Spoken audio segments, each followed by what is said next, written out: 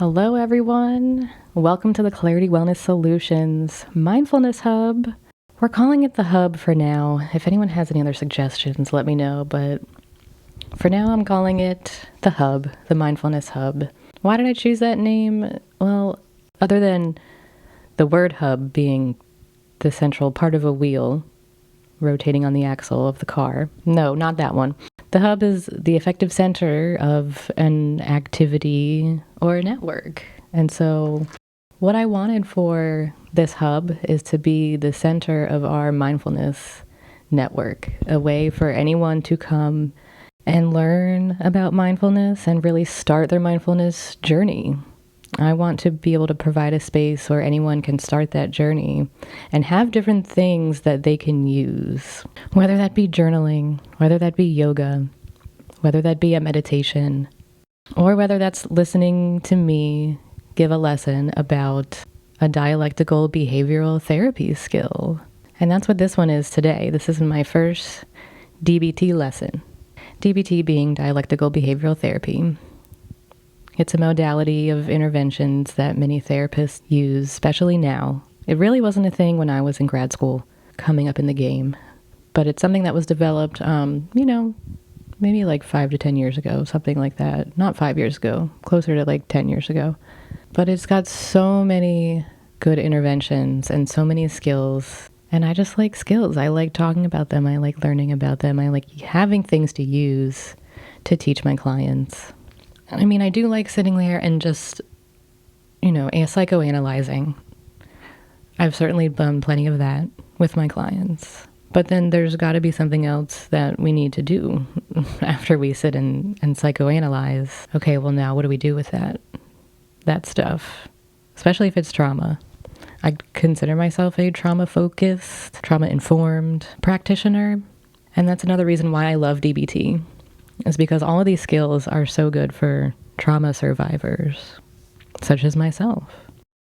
There are 4 pillars of DBT. One of them actually is mindfulness. When you're teaching your clients these DBT skills, you actually start with pillar 1, mindfulness. That is like the basis of everything else. And so that's another reason why I love DBT, because it incorporates mindfulness. And these are evidence-based interventions, lots of evidence-based, scientific-based research to support how effective these interventions are. And so I'm hoping to be able to share this information with whoever is willing to listen to it, because it is so helpful for so many things. And so that's kind of the big goal for this hub, for this mindfulness hub, to provide a space for you to learn about mindfulness in general, have different interventions to utilize that can help with any myriad of issues, symptoms that may stem from any trauma you may have endured. So now to kind of get more into the mindfulness section, mindfulness being the first pillar of DBT, of dialectical behavioral therapy, I'm going to cover one set of skills per month in this mindfulness hub. And because there are 4 pillars, I just decided to make it nice and easy and kind of divvy them up into quarters of the year. So the first quarter of the year, January, February, March, is all going to focus on mindfulness. Our next quarter, April, May, June, is going to focus on interpersonal effectiveness. Quarter 3, July, August, September, is going to focus on emotion regulation. And then Q4 is going to focus on distress tolerance, I think. I'm pretty sure that's my schedule right now. If that changes, well then of course I will let you all know. But all I know is Q1 is definitely mindfulness. That I know for sure. So this first month, I really just wanted to give an overview of why mindfulness? Why is this so important? Why does it seem like society is beating us over the head with it? Why do I beat you over the head with it? Metaphorically speaking, not literally, please. One of the goals of mindfulness practice is to reduce suffering and increase happiness, using different interventions to reduce pain, tension, stress, anxiety. Another goal is to increase control of your mind, rather than letting your mind be in control of you. I know so many of us can relate to that. Mindfulness helps increase our focus and concentration. It really helps you experience reality as it is. It helps you live your life with your eyes more open. You're more aware.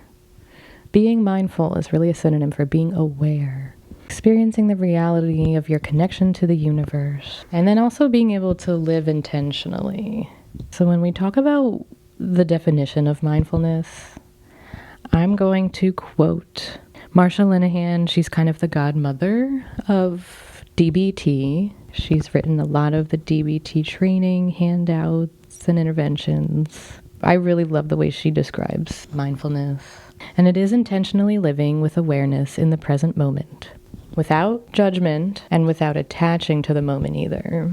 And that means so you're not really stuck, I guess, not attaching to the moment so that you're not stuck there, so that you can just keep moving freely through the present moment.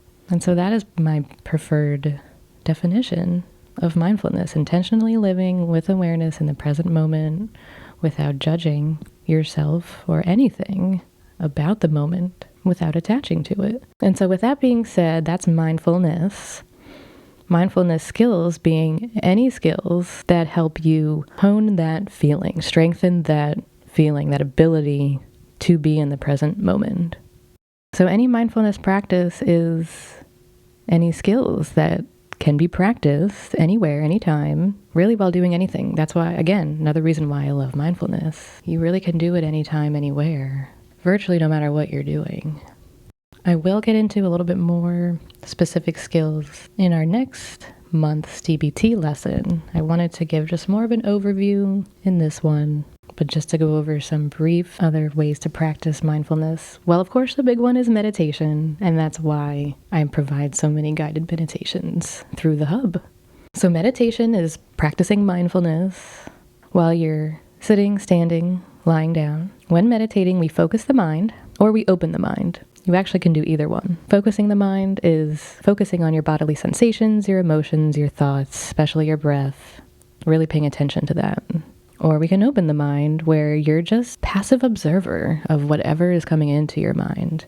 So there are many forms of meditation that we can do depending on whether you want to focus your mind on something or if you want to just be more open and observe. And then there is spiritual mindfulness that includes a lot of different forms of contemplative prayer, whether it's Christian, Jewish, Islamic, Hindu, any type of contemplative prayer is considered spiritual mindfulness. And then there's, besides meditation is one of my favorites, but mindfulness movement, that is also one of my favorite ways to practice mindfulness because, well, when we talk about trauma symptoms, our trauma is stored in our muscle tissue. I think it's the fascia. I don't know if I'm saying that correctly, but it is stored in our body. And so anytime you can move, you are addressing that stored trauma somewhere, whether it's yoga, martial arts, qigong, tai chi, karate, those are wonderful forms. Spiritual dancing, hiking, horseback riding, and of course mindful walking. All wonderful ways to practice mindful movement. All of these skills are designed to help you, I guess, remain in what we call the wise mind in DBT. The wise mind is the combination of your reasonable mind and your emotion mind. Our reasonable mind meaning, our logic, our task focus, and our emotion mind, well, basically you're ruled by your mood, feelings. Reason and logic are not important. And so when you can find a happy medium in between the two, that's what we call the wise mind or the middle path. Mindfulness, as well as all the rest of these DBT skills, are designed to help us hone our ability, strengthen our ability to get into the wise mind or walk the middle path as much as we can.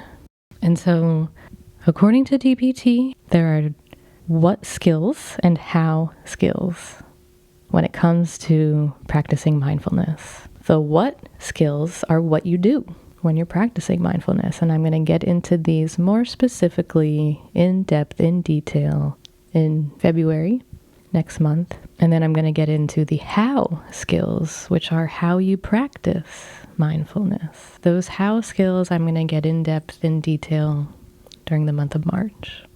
But I just wanted to give you an overview of what to expect, what those are, The what skills, what do you do when you're practicing mindfulness?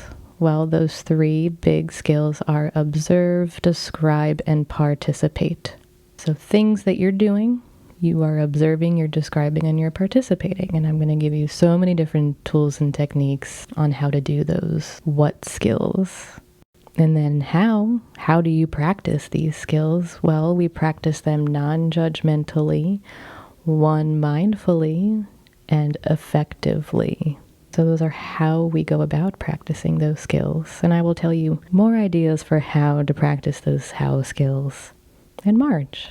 I mentioned earlier how I really want to put a trauma-sensitive spin onto these lessons and my meditations moving forward. So I just wanted to talk about that a little bit. I'm going to be quoting a book called Trauma-Sensitive Mindfulness by David A. Treleaven, Practices for Safe and Transformative Healing. There are 5 principles of trauma-sensitive mindfulness that I'm going to try to help facilitate or at least keep in mind when I'm talking about these different mindfulness techniques and other DBT skills moving forward. So why mindfulness is so important and why it can help trauma survivors is because it can help with emotional regulation. And emotion regulation is even its own pillar of DBT, which is why it is so good for trauma survivors in general, anyone who has dealt with trauma symptoms, post-traumatic stress symptoms. All of these pillars of DBT are designed to treat those symptoms because it helps you stay within the window of tolerance. One of the principles of trauma-sensitive mindfulness. Your window of tolerance is where you are safe and you are not being overly dysregulated. Your body is not in, hypervigilant arousal. Or you're not so numb where you can't even focus and pay attention and you're just so in autopilot. You're in the present moment. You're where you need to be to live your best life. And so all these techniques are designed to help you stay in that window of tolerance. But we're going to be, keeping the body in mind as well. And so if you are ever experiencing trauma sensations in your body, physically, then that is a sign to just take a pause, take a break from what you're doing, and see what we can do to re-regulate to get you back into that window of tolerance. And so I just wanted to state that anytime you feel like you need to take a break from any of these meditations, you have my blessing, you have my permission. There really is no right or wrong way to practice mindfulness, to practice meditation.